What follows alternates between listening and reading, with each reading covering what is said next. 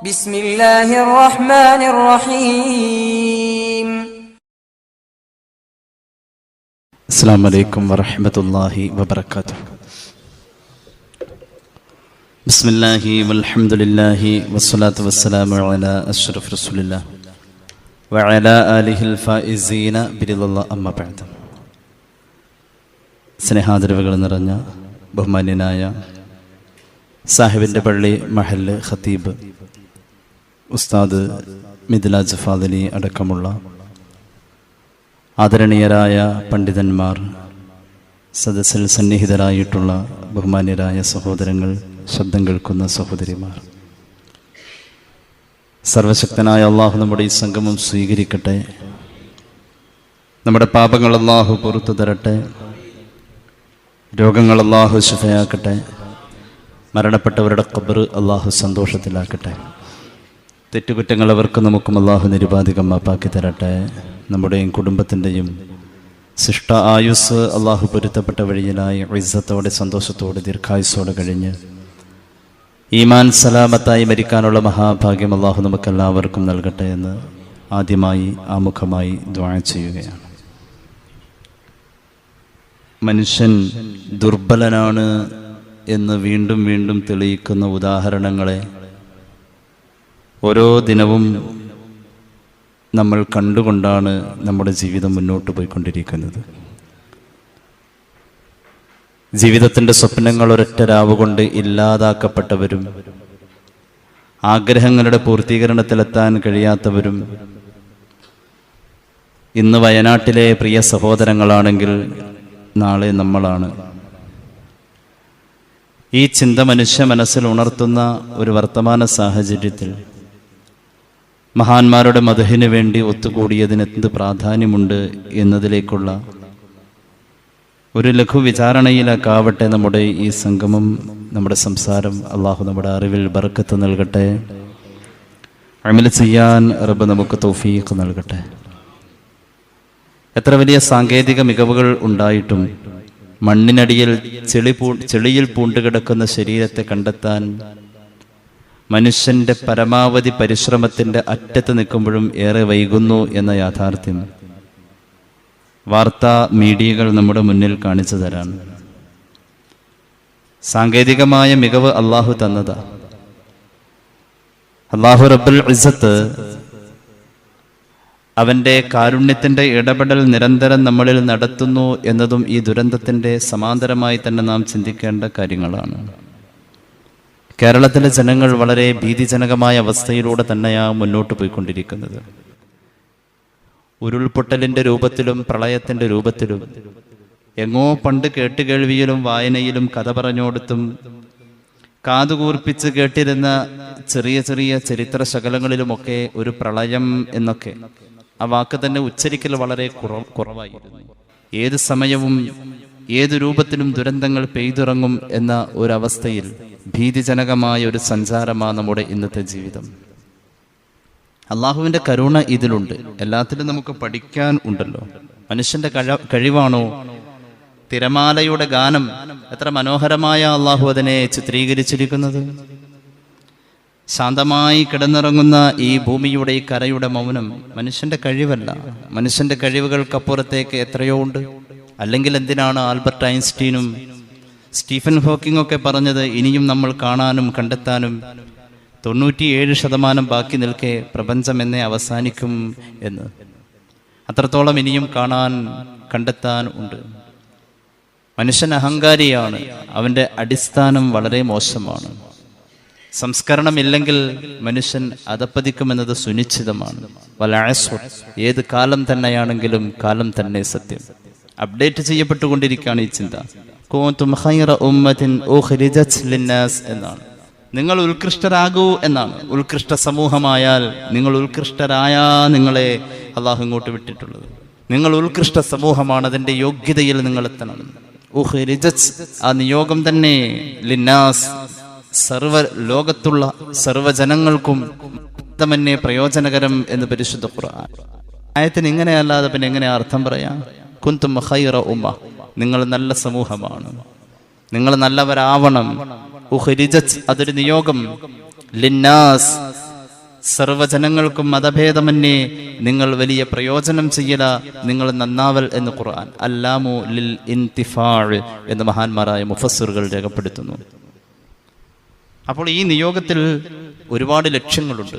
പരിശുദ്ധ റസൂൽ സല്ലല്ലാഹു അലാ മുഹമ്മദ് സല്ലല്ലാഹു അലൈഹി വസല്ലം, ഇമാം ബുഖാരി അവിടുത്തെ സ്വഹീഹിൽ ഉദ്ധരിക്കുന്ന ഹദീസ് പലപ്പോഴും നമ്മൾ പറഞ്ഞിട്ടുണ്ട്. ഒരു മുഅ്മിനായ മനുഷ്യന്റെ ശരിയായ നിസ്കാരത്തിന്റെ അത്തഹിയ്യാത്തിന്റെ വാചകങ്ങൾ അവന്റെ വീടിന്റെ 4 കോടിയിലുള്ള 25 പിടിച്ചാൽ 25 4 100 വീട്ടുകാർക്ക്, അയൽവാസികൾക്ക് കാവൽ നൽകുമെന്ന് ഖാല റസൂലുള്ളാഹി സല്ലല്ലാഹു അലാ മുഹമ്മദ് സല്ലല്ലാഹു അലൈഹി വസല്ലം. ദുരന്ത ഭൂമികയിലും കാരുണ്യത്തിന്റെ കടാക്ഷമുണ്ട്. അള്ളാഹു ചേർത്ത് പിടിക്കുന്നുണ്ട്. അള്ളാഹുവിന്റെ ഉദ്ദേശം അവന്റെ സൃഷ്ടിയെ തീയിലിട്ട് കരിക്കലല്ല, നരകത്തിന്റെ കഠോരമായ ശിക്ഷയിലിട്ട് ചുട്ടുകരിക്കലല്ല അള്ളാഹുവിന്റെ ലക്ഷ്യം. സ്വർഗത്തിന്റെ പൂമെത്തയിലിട്ട് പുന്നാരിക്കല. എന്തിനാണ് 8 കവാടം സ്വർഗത്തെ പടച്ചപ്പോ അവൻ വെച്ചത്? സ്വർഗത്തിലേക്കുള്ള പ്രവേശം. നരകത്തെ നിഷേധിക്കാൻ ഒരു മനുഷ്യന് കഴിയണം. സ്വർഗത്തിന്റെ കവാടം 8ഉം നരകത്തിന്റെ കവാടം 7ഉമേ ഉള്ളൂ.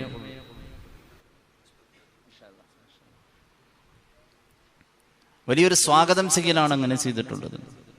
ദുരന്തങ്ങളിൽ അള്ളാഹുവിന്റെ ഖുർആൻ മനുഷ്യന് കീഴ്പ്പെടുത്തി കൊടുത്തിരിക്കുന്ന കാര്യങ്ങളെ കുറിച്ച് പറയുന്നത് കേട്ടുള്ളൂ. അഊദു ബില്ലാഹി മിനശ് ശൈത്വാനിർ റജീം. ബിസ്മില്ലാഹിർ റഹ്മാനിർ റഹീം. അലം തറ അന്നല്ലാഹ സഖറ ലക്കും മാ ഫിൽ അർളി വൽ ഫുൽക തജ്രി ഫിൽ ബഹരി ബിഅംരിഹി വയുംസിക്കുസ് സമാ ഔ തഖഅ അലൽ അർള്. ഒന്ന് ഉള്ളറിഞ്ഞ് കാണണേ, കാണുന്നില്ലേ? അന്നല്ലാഹ സഖറ ലക്കും മാ ഫിൽ അർളി, ഭൂമിയിലുള്ള സർവ്വതിനെയും അല്ലാഹു മനുഷ്യർക്ക് നിസ്സാരപ്പെടുത്തിയിട്ടുണ്ട്. പണം വിടർത്തി നിൽക്കുന്ന മൂർഖം ബാബിന് സരളമായി ഒരാൾ കയ്യിലിട്ട് അമ്മാനമാടുന്ന ആശ്ചര്യത്തിന്റെ കാഴ്ച കാണുമ്പോഴും പിന്നിലുണ്ടേ അല്ലാഹുവിന്റെ ഒരു കീഴ്പ്പെടുത്തലുണ്ടേ. അനുസരണയുള്ള ആട്ടിൻകുട്ടിയെപ്പോലെ പാറക്കൂമ്പാരത്തിന് സമാനമായ ദൃഢമായ ശരീരമുള്ള, എങ്ങനെയും എടഞ്ഞാൽ അതിനെ പിടിച്ചു കെട്ടാൻ കഴിയാത്ത വിധം ആരോഗ്യമുള്ള, ശൗര്യമുള്ള കാട്ടാനയെ മെരുക്കിയെടുത്തതിന്റെ കാട്ടിലെ സ്വഭാവം പരിപൂർണമായും കളയാവതല്ല. എന്നാലും മനുഷ്യന്റെ കയ്യിലുള്ള ഒരു ചുള്ളിക്കമ്പ് കണ്ടാൽ ആ ചുള്ളിക്കമ്പ് കണ്ടുകൊണ്ട് അനുസരണയോടെ ഓരം പറ്റി അവനോട് ഒരുമി നടക്കാൻ ഒരു കാട്ടാനയുടെ സഞ്ചാരം നാട്ടിലെത്തിയാൽ, ഒരു ഇണക്കമുള്ള ആനയായി ഒരാനയെ കാണുമ്പോ സഖറ അള്ളാഹു കീഴ്പ്പെടുത്തി. കാണുന്നില്ലേ? അള്ളാഹിനെ കുറിച്ച് ഓർക്കാനുള്ളതേ ഇവിടെ ഉള്ളൂ. അത് ഓർമ്മപ്പെടുത്തിയവരുടെ ചാരത്താ നമ്മൾ ഇരിക്കുന്നത്. ബിസ്മില്ലാഹിർ റഹ്മാനിർ റഹീം. إن في خلق السماوات والأرض واختلاف الليل والنهار لآيات لأولي الألباب الذين يذكرون الله قياما وقعودا وعلى جنوبهم ويتفكرون في خلق السماوات والأرض ربنا ما خلقت هذا باطلا سبحانك فقنا عذاب النار. ഒരു ബോധ്യപ്പെടലുണ്ട്. ഈ ആകാശഭൂമി, ഇതിൽ നാം കാണുന്നതും കാണാത്തതുമായ എത്രയോ സൃഷ്ടിചരാചരങ്ങൾ വെറുതെ സൃഷ്ടിച്ചതല്ല. ലആയാത്ത്, ഒരുപാട് അടയാളങ്ങളുണ്ട്. ആയത്ത്, ദൃഷ്ടാന്തെന്ന് അലക്കി തേച്ച് പറഞ്ഞതാ. അള്ളാഹു ഉണ്ടെന്നതിന്റെ തെളിവ്, അതാണ് അതിന്റെ മലയാളം. തെളിഞ്ഞു, അള്ളാഹു ഉണ്ടെന്ന് തെളിഞ്ഞു. ദീനരോധനങ്ങൾക്ക് എത്രയോ ആത്മീയമായ രുചിയുണ്ട്. ഒരു വയനാടുകാരന്റെ കഥ കേട്ടാൽ മതി ഒരാൾക്ക് നന്നാവാൻ. അള്ളാഹു എല്ലാം കീഴ്പ്പെടുത്തി തന്നപ്പോഴും അവന്റെ സ്നേഹം എത്രയാ! പകലന്തിയോളം നമ്മൾ അവനോട് തെറ്റ് ചെയ്യുമ്പോൾ പാതിരാവിന്റെ നിശബ്ദത അല്ലാഹുവിന്റെ കൂടെ നമ്മെ പ്രതീക്ഷിച്ചിരിക്കാ. റബ്ബ് കാത്തിരിക്കുന്നടോ നിന്റെ പകലിലെ തെറ്റൊന്ന് ഏറ്റു പറയുന്നത് കേൾക്കാൻ. അല്ലാഹു പശ്ചാത്താപം കൊടുക്കാൻ കാത്തിരിക്കുന്നു. പാതിരാവിന്റെ നിശബ്ദതയിൽ ആൻഡ്രോയിഡിന്റെ നീല വെളിച്ചത്തിൽ നീ കാട്ടിക്കൂട്ടിയ പേക്കൂത്തുകളെ പകലിന്റെ വെളിച്ചത്തിലും അല്ലാഹു കാത്തിരിക്കുന്നു. അല്ലാഹുവിന്റെ പ്രതീക്ഷയെക്കുറിച്ച് വാചാലനായി സയ്യിദുനാ റസൂലുള്ളാഹി. അല്ലാഹു കരുണ ചെയ്യട്ടെ, അല്ലാഹു കരുണ ചെയ്യട്ടെ. തിരമാലയിലൂടെ ഇങ്ങനെ കപ്പൽ സഞ്ചരിക്കുക, എത്ര വിപരീതമായൊരവസ്ഥയാണത്. യാത്രാ സുഖം ഒരിക്കലും കിട്ടുന്നില്ലല്ലോ.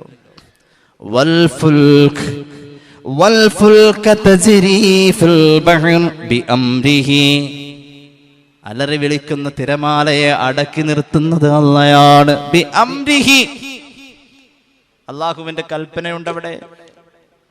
എല്ലാത്തിലും അല്ലാഹുവിന്റെ കൽപ്പനയുണ്ട്.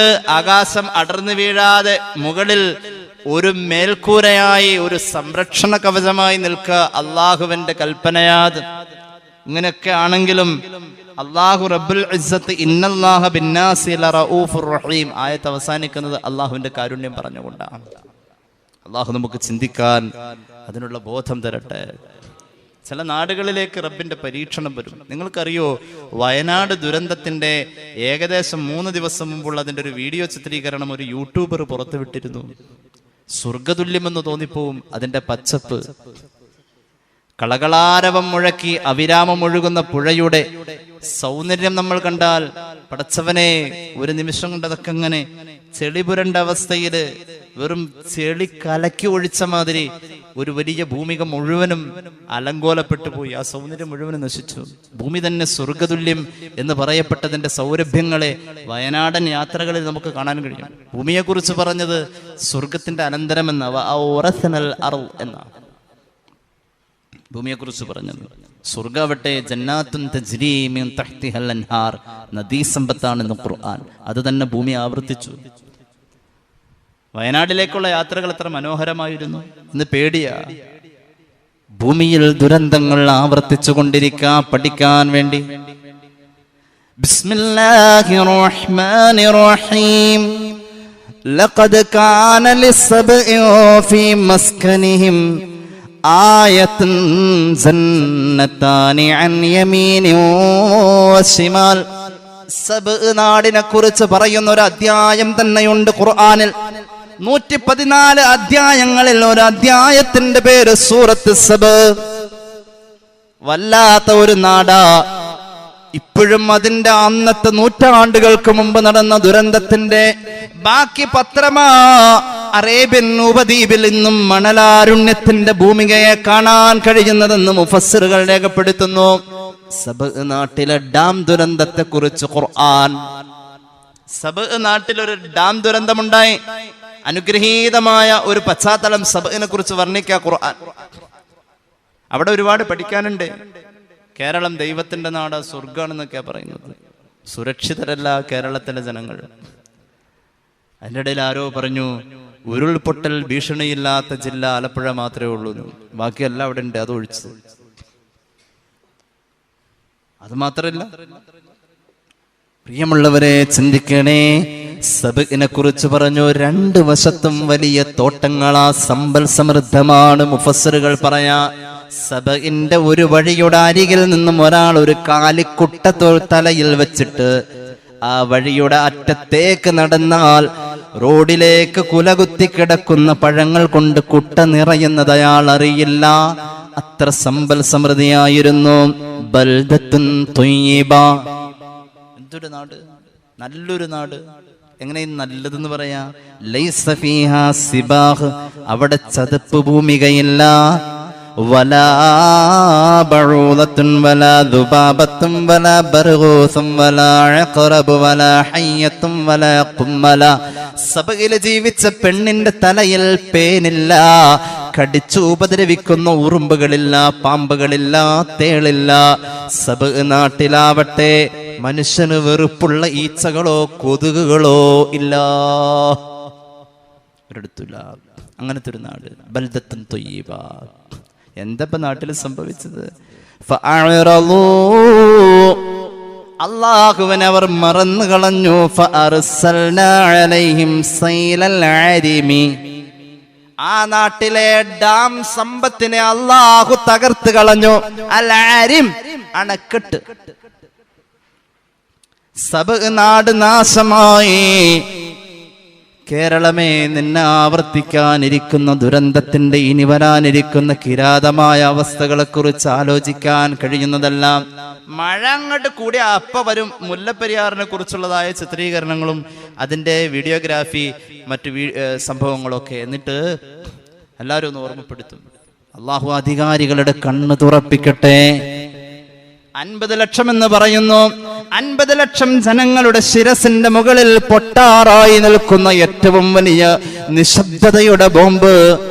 അല്ലാഹുവേ, നീ കാക്കണേ തമ്പുരാനെ. ഇങ്ങനെയൊക്കെ ഒരവസ്ഥ അള്ളാഹുവിനെ അവഗണിക്കുന്നോടത്ത് കടന്നു വരികയാ. അള്ളാഹുവിനെ അവഗണിക്കുന്നോടത്ത് കടന്നു വരാൻ ലോകത്തിന്റെ അവസ്ഥ എന്താ?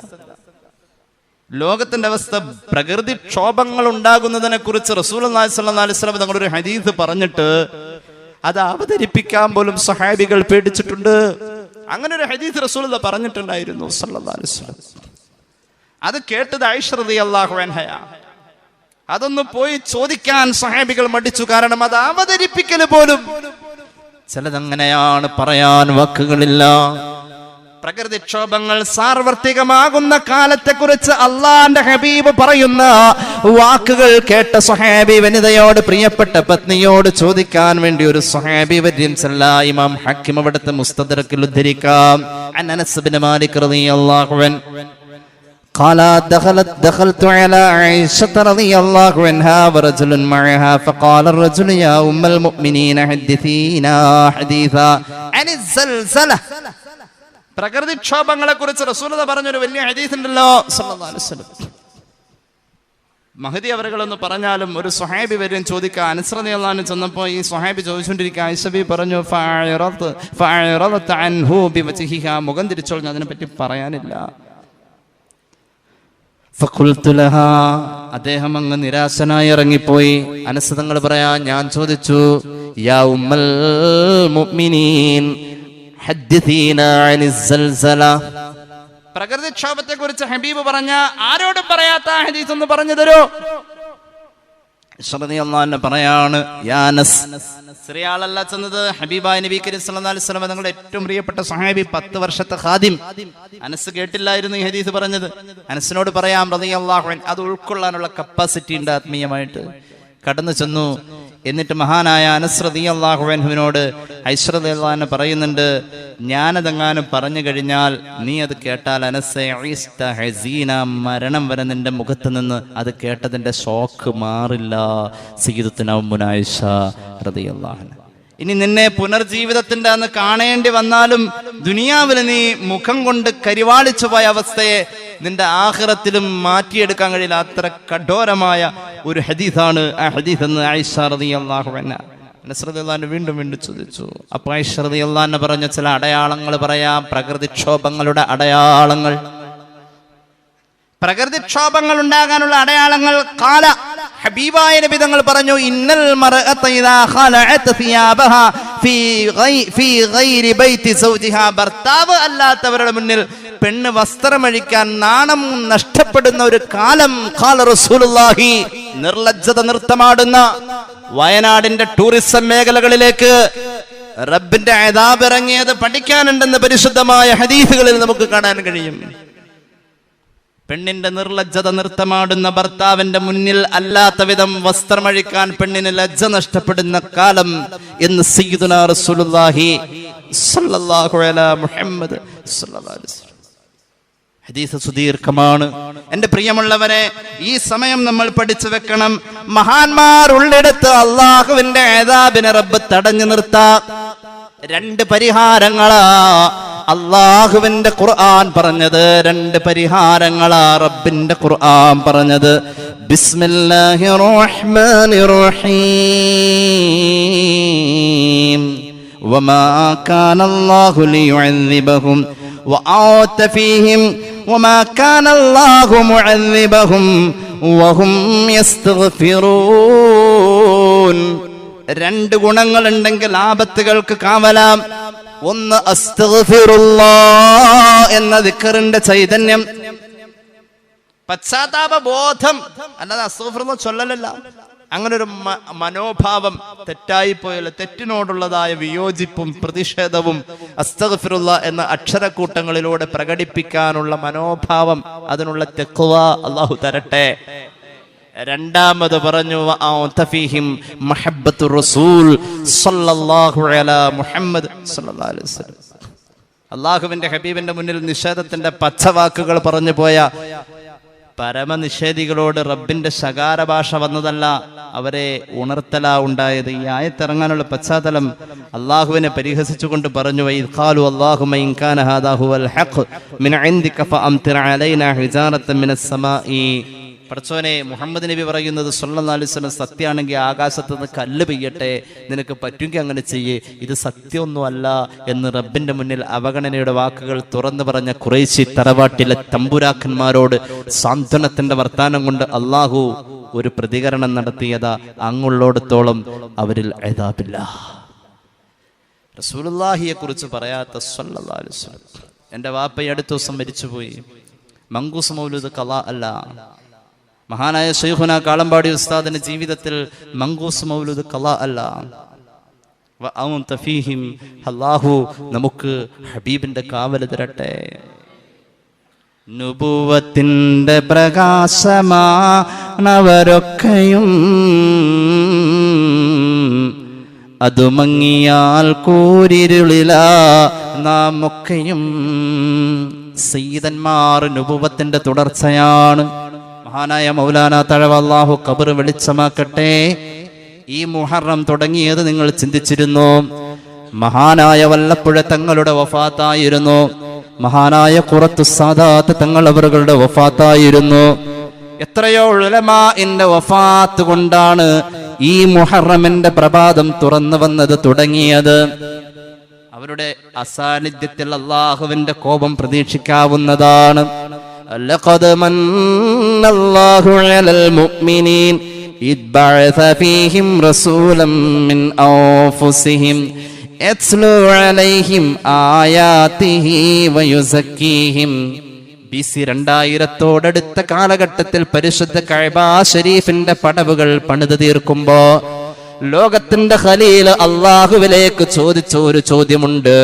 പുല്ലുമുളയ്ക്കാത്ത ഭൂമികയിൽ ചൈതന്യമുണ്ടാവണമല്ല, നാഗരികതയുടെ നാമ്പുണ്ടാവണം തമ്പുരാനെ. ഒരു നാഗരികതയുടെ വിത്ത് പാകിയിട്ട് ചോദിക്കാ, പടച്ച റബ്ബേ, ഇവിടെ ഒരു സമൂഹം വരുമ്പോൾ അവരുടെ സമുദ്ധാരണത്തിന് നിന്റെ ഖുർആൻ ഓതിയിട്ട് ആ വാഗ്ധോരണിയിൽ, ആ വാഗ്വിലാസത്തിൽ ജനങ്ങളിൽ സത്യത്തോടുള്ള താല്പര്യം ഇരച്ചു കയറും വിധം ഒരു പ്രവാചക നിയോഗം വേണമെന്ന് മഹാനായ സയ്യിദുനാ ഖലീലുല്ലാഹി നബി ഇബ്രാഹിം അലൈഹിസ്സലാമിന്റെ ഒരു പ്രാർത്ഥന മുൻകടന്നതിന്റെ സാക്ഷാത്കാരമേ, മക്കയുടെ വരദാനമേ, മദീനയുടെ മന്നമാരുതരേ, ലോകത്തിന്റെ അജയ്യനായ പ്രഭുവേ, അമീനെ മുജ്തബ ഹബീബേ മുർത്തള നബി മുഹമ്മദ് മുസ്തഫ സല്ലല്ലാഹു അലാ മുഹമ്മദ് സല്ലല്ലാഹു അലൈഹി വസല്ലം സല്ലല്ലാഹു അലാ മുഹമ്മദ്. ലഖദ് മന്നല്ലാഹു അലൽ മുഅ്മിനീൻ, അല്ലാഹു വല്ലാത്ത ഗുണമാണ് മുഅ്മിനീങ്ങൾക്ക് ചെയ്തത്. ഇദ് ബഅസ ഫീഹിം റസൂലൻ മിൻ അൻഫുസിഹിം, നമ്മുടെ ചങ്കാണ് അല്ല, നമ്മുടെ തുടിപ്പാണ് അല്ല, നമ്മുടെ ജീവനാണ് അല്ല, നമ്മുടെ എല്ലാം. ലഖദ് ജാഅകും റസൂലും മിൻ അൻഫുസികും, നിങ്ങളുടെ നഫ്സ് എന്ന് പറയുന്നതെല്ലാം നിങ്ങളുടേത്, അത് മുഴുവനുമാണ്, അതിനപ്പുറമാണ് സയ്യിദുനാ റസൂലുള്ളാഹി. കൂടെയില്ലെങ്കിൽ കൂരിരുട്ടിലും പ്രതീക്ഷിക്കണം, കൂരിരുട്ട് നിനക്ക് സംരക്ഷണമാണ്, പുതപ്പാണെന്ന് പറഞ്ഞ ഖുർആന്റെ വചനങ്ങൾ മാറ്റിവെക്കണം, കൂരിരുട്ടിൽ അദാബ് ഇറങ്ങി എന്ന് പറഞ്ഞ വചനങ്ങളെ ചേർത്ത് പിടിക്കണം. അല്ലാഹു നമുക്ക് തൗഫീഖ് നൽകട്ടെ. പിറന്ന മണ്ണിൽ നിന്നും ഹിജറയുടെ തീഷ്ണമായ അവസ്ഥയിൽ നാട് വിട്ടു പോകുമ്പോ പിച്ചവച്ച മണ്ണിന്റെ ഒരൽപ്പം നെഞ്ചോട് ചേർത്ത് പിടിച്ച് കണ്ണുനീരിൽ ചാലിച്ചിട്ട് അള്ളാഹുവിന്റെ ഹബീബ് ഗദ്ഗദത്തോടുകൂടെ കഅബയോട് സലാം പറഞ്ഞു പോകുമ്പോ ഒരു ബറക്കത്ത് ആ നാട്ടിൽ നിന്നും നീങ്ങുന്നു എന്ന് പരിശുദ്ധ ഖുർആൻ. وضرب الله مثلا قرية كانت آمنة مطمئنة يأتيها رزقها رغدا من كل مكان. മക്കയുടെ വരുമാനം മിൻ കുല്ലി മക്കാൻ, മക്കയുടെ വാണിജ്യ വരുമാനം മനുഷ്യർക്ക് കണക്ക് കൂട്ടാൻ കഴിയുന്നതിനപ്പുറമായിരുന്നുവെന്ന് ഖുർആൻ. എന്നാൽ ഫകഫറത് ബിഅൻഉമില്ലാഹ്, നിലവിൽ അല്ലാഹുവിന്റെ പരകോടി അനുഗ്രഹങ്ങൾക്ക് നേരെ മുഖം തിരിച്ച സമൂഹത്തിലേക്ക് ഫഅദാഖഹല്ലാഹു ലിബാസൽ ജുഅ്, ഹബീബിന്റെ മക്കയിൽ നിന്നുള്ള മദീനയിലേക്കുള്ള പ്രയാണത്തിന് ശേഷം മക്കയിൽ കൊടും ദാരിദ്ര്യം വന്നു എന്ന് ഖുർആൻ. രാജസ്ഥാനിലെ അജ്മീരിൽ നിന്നും മഹാനായ വലിയുല്ലാഹി ശിഹാബുദ്ദീൻ ഖദ്ദസല്ലാഹു സിർറഹുൽ അസീസ് മഹാനവറുകളുടെ പൊന്നുമോൻ 65 വർഷം ആറ്റുപുറത്ത് വന്നത് ബറക്കത്താ. എത്ര നിഷേധിച്ചാലും അതൊരു ബറക്കത്താ. സാംസ്കാരിക പൈതൃകത്തിന്റെ പച്ച പിടിച്ചു നിൽക്കുന്ന ഈ അന്തരീക്ഷത്തെ ലോകം ചർച്ചയാക്കിയത് ഈ ബറക്കത്താ. എന്റെ പ്രിയമുള്ളവരെ, ഷെയ്ഖ് സാദിന്റെ കൊട്ടാരത്തിലേക്ക്, അയാൾ ജനിച്ചു വളർന്ന ആ ഭൂമികയിലേക്ക്, അദ്ദേഹത്തിന്റെ അന്നത്തെ ഉപയോഗിച്ച സാധനങ്ങൾ കാണാനുള്ള മ്യൂസിയത്തിലേക്ക് പോകുമ്പോഴും മുനവ്വർ ഷാ തങ്ങൾ ആറ്റുപുറത്ത് കൊണ്ടുവന്ന ചൈതന്യത്തെ കുറിച്ചും ആ സമയത്ത് ഒരു ചർച്ച പോലും ഈ ഉള്ളവരനുഭവം ഉണ്ടായിട്ടുണ്ട്. നമുക്ക് കാണുമ്പോൾ നിസ്സാരമെന്ന് തോന്നുന്ന പലതുമുണ്ട്. നാം കാണുന്ന ഈ മക്കാമിന്റെ ഇന്ന് കാണുന്ന ആത്മീയതയെ സ്ഫുരിച്ച് നമ്മുടെ ഹൃദയത്തിലേക്ക് നിറച്ചു തരുന്ന ഈ രൂപമുണ്ടല്ലോ, ആ പഴമയുടെ പൈതൃകമുണ്ടല്ലോ, അതിനും ഒരു കാന്തികമായ ബന്ധം ഒരു ഹൃദയത്തോട് സ്ഥാപിക്കാൻ കഴിയുന്ന മാസ്മരികമായ ഒരവസ്ഥയുണ്ട്. ആലോചിച്ച് നോക്കണേ, പഴയതിന്റെ തിരുശേഷിപ്പിൽ മുനവ്വർ ഷാ തങ്ങളുടെ മിമ്പർ മാത്രമാണ് നമ്മുടെ മുന്നിലുള്ളത്. പലതും നഷ്ടപ്പെടാതെ കൊണ്ട് നടക്കേണ്ടതുണ്ട്. ഏറ്റവും അത്യാവശ്യം ആ മഹബത്ത് തന്നെയാ. അല്ലാഹു തൗഫീഖ് നൽകട്ടെ. ഞാൻ അവസാനിപ്പിക്കുകയാ. ഒരു മഹാൻ കിടന്നുറങ്ങുന്ന മണ്ണിനും മാന്ത്രികമുണ്ട്. എന്റെ വക പറഞ്ഞതല്ല. ഒരു മഹാൻ യാദൃച്ഛികമായ ഉമറിന്റെ ഖബർ പരിശുദ്ധ റൗളയുടെ അകത്ത് വന്നതല്ല. റളിയല്ലാഹു അൻഹു ഉമർ ഇബ്നുൽ ഖത്താബ് ഖബറിന് ഇടം ചോദിക്കുന്നു ആയിഷ ബീവിയോട്. സ്വഹീഹുൽ ബുഖാരി അൻ അംർ ഇബ്നു മൈമൂൻ അൽ അദവി റഅയ്തു ഉമർ ഇബ്നുൽ ഖത്താബ്. ഉമറിന്റെ മരണവേളയെ വ്യാഖ്യാനിച്ചുകൊണ്ട് ഇമാം ബുഖാരി ആവർത്തിക്കുന്ന ഹദീസിൽ കാണാം, ആയിഷ ബീവിയോട് സമ്മതം ചോദിക്കാൻ ഉമർ റളിയല്ലാഹു അൻഹു. ആ സമ്മതം കൊടുക്കലിനും അപ്പുറം ആയിഷ ബീവിയോട് അള്ളാഹുവിന്റെ നിർദ്ദേശം നേരത്തെ ഉണ്ട്. ഹബീബിന്റെ പ്രിയപ്പെട്ട കൂട്ടുകാരന് ഖബറിന് ഇടം കൊടുക്കണം ആയിഷ. ഒരു ഹദീസ് കേട്ടോളൂ, ഇമാം തൊബറാനി അവിടുത്തെ അൽ മുഅ്ജമിൽ ഉദ്ധരിക്കുന്നുണ്ട്. ആയിഷ ബീവിയുടെ സ്വപ്നം, മടിത്തട്ടിലേക്ക് 3 വലിയ നക്ഷത്രങ്ങൾ അടർന്നു വീഴുന്ന പാതിരാവിന്റെ കുളിർമ. സ്വപ്നത്തിന്റെ വ്യാഖ്യാനം, ആയിഷ നിന്റെ കിടപ്പ് മുറിയിലേക്ക് മഹാന്മാരായ 3 പേരുടെ ഖബർ വരാനുണ്ട്. ആ 3 പേര് ഒന്നാമത്തെ ഖബറിന്റെ ഉടമയായ അഷ്റഫുൽ ഖൽഖ് മുഹമ്മദ് മുസ്തഫ സല്ലല്ലാഹു അലൈഹി വസല്ലമ ഖബറിൽ മറവ് ചെയ്യപ്പെട്ട ശേഷം സിദ്ദീഖ് റളിയല്ലാഹു അൻഹുവിനോട് സ്വപ്നത്തെക്കുറിച്ച് ആയിഷ ബീവി പറയുമ്പോൾ സിദ്ദീഖ് റളിയല്ലാഹു അൻഹു പറയുന്നു, ഖൈറു അഖ്മാരിക്കി, മടിയിൽ വീണ 3 നക്ഷത്രങ്ങളിലെ ഏറ്റവും നമ്പർ 1 നക്ഷത്രമായി ഇപ്പോൾ ഖബറിലെത്തിയത് ഇനി 2 എണ്ണമുണ്ട്. ആയിഷ സയ്യിദുനാ അബൂബക്കർ സിദ്ദീഖ് റളിയല്ലാഹു അൻഹു. ഒരു മഹാൻ കിടക്കുന്ന മണ്ണവിടം കൊണ്ട് പവിത്രത നിറയുന്ന റൗളാ ഷരീഫിന്റെ മുന്നിലൂടൊന്ന് വെറുതെയല്ല ദജ്ജാൽ അങ്ങോട്ട് കടക്കാത്തത്. ഒരു മഹാൻ കിടന്നുറങ്ങുന്ന മണ്ണ്, മറ്റൊരു നാട്ടിലേക്കും ദജ്ജാലിന് പ്രവേശനമില്ല. ആ മഹാൻ പിച്ചവച്ച മണ്ണ. എന്നാൽ കേട്ടോളൂ, മുനവ്വർ ഷാ ഉറങ്ങുന്ന മണ്ണ് ബറക്കത്ത. അല്ലാഹു അവിടുത്തെ ദറജയേറ്റട്ടെ റളിയല്ലാഹു അൻഹു. മഹാനായ ഇമാം ഫഖറുദ്ദീൻ റാസി റഹ്മത്തുള്ളാഹി അലൈഹി അവിടുത്തെ അൽ-മതാലിബുൽ ആലിയ ഫി ബയാനി കൈഫിയത്തിൽ ഇന്തിഫാഇ ബിസിയാറത്തിൽ ഖുബൂരി വൽ മൗതാ എന്ന വിശ്രൂത ഗ്രന്ഥത്തിൽ പറയുന്നുണ്ട്. അവസാനിപ്പിക്കട്ടെ, ഒരു മഹാനെ നമ്മൾ സിയാറത്ത് ചെയ്യാൻ ചെന്നു. ഒരു മഹാനെ സിയാറത്ത് ചെയ്യാൻ ചെന്നു. ആ സമയത്ത് ഇന്നൽ ഇൻസാന ഇദാ ദഹബ ഇലാ ഖബ്രി ഇൻസാനിൻ ഖവിയ്യിൻ നഫ്സി കാമിലൽ ജവാഹിർ, ഖബറിൽ കിടക്കുന്ന ആളോട് ചേർന്ന് നിൽക്കുമ്പോ ഖബറിൽ ആ മയ്യത്ത് വെച്ചിരിക്കുന്ന മണ്ണിൽ നിന്നും ഈ മഹാന്റെ പുണ്യം പ്രകാശരൂപത്തിൽ ചെന്ന് നിൽക്കുന്ന ആളുടെ ഖൽബിലേക്ക് മഹാന്മാരുടെ ജീവിതവും മരണവും ഒരുപോലെ മുന്നിൽ പോയി നിന്നാ മതി.